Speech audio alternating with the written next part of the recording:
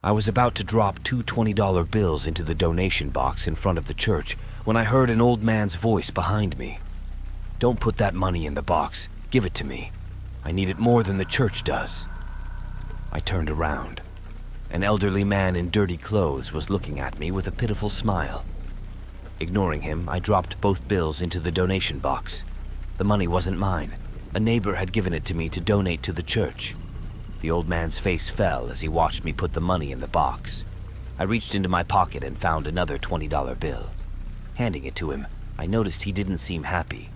Rather, he took it with a look of annoyance. Just then, the sound of the church bells signaled the start of evening prayers. I went inside, and by the time the prayers were over, I had forgotten about the old man. As I exited, I noticed a $20 bill lying on the ground where the old man had stood.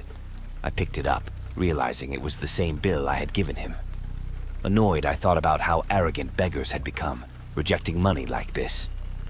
I put the bill back into the donation box and headed towards the school field. I usually spent my evenings watching the boys play there until it was time for the night prayer. Then I'd go straight home.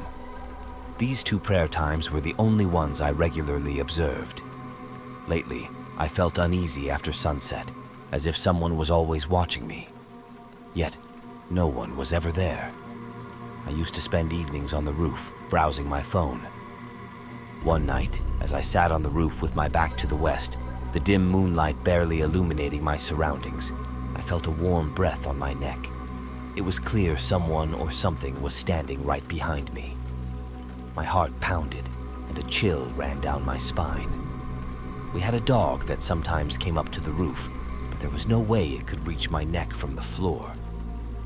I stood up, using the light from my phone to guide me towards the stairs, resisting the urge to look back. I was terrified of seeing something I shouldn't. Reaching the stairs, I felt a surge of relief. I ran down and collapsed into bed. That night, I was struck with a high fever, but I didn't tell my mother about the fear. It took 3 days to recover from the fever, and even afterward, I felt different. Before, I spent most of my time watching movies, TV series, or reading thriller books. But after the fever, I couldn't focus on anything for more than a few minutes. My relationships with my family started to strain. For the first time, I felt utterly alone, disconnected from my usual activities. One night, I woke up to the same warm breath on my neck. In sheer terror, I lay still, unable to remember the prayers the church leader had taught me. The presence felt stronger, more intimidating. After several minutes, I finally remembered the prayer and recited it. The presence faded away, and I quickly turned on the light. There was nothing there. I shared my experience with the church father, who said it seemed like an evil spirit was attached to me. He wrote down a prayer for me to memorize and advised me to recite certain verses if I felt the presence again. If I ever encountered the spirit directly, I should recite the prayers and sprinkle water on it to make it leave. One night, the presence returned. This time, I decided not to chase it away. I wanted to see what it would do. After a while, I nervously asked, "Who are you?" A deep, masculine voice replied, "Peace be upon you." "Who are you?" I repeated. "Yamin," it answered. "Are you a human?" "No, a jinn." My heart pounded. I knew jinns could be dangerous. "Why are you doing this to me?" "I like you," it replied. "I want to be friends." "By scaring me?" "I didn't mean to scare you. I just wanted you to know I was here." "Why do you want to be friends with me?" "I find you interesting. I want to experience life through you." "Can I see your face?" I asked. "I have no face of my own. I take on different forms. You might be frightened if you saw me."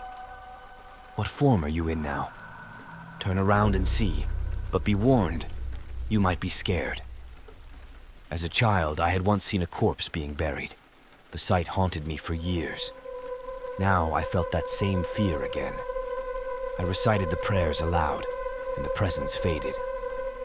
I broke down in tears as my family rushed in. I didn't tell them about the jinn, only that I was scared. Years passed without any more encounters. I never felt the jinn's presence again. Reflecting on that night, I realized that my childhood fear had saved me. had prevented me from looking at the jinn and becoming further entangled in its influence. That night taught me that fear can sometimes be protective. The jinn was a parasite, but it was also a living being.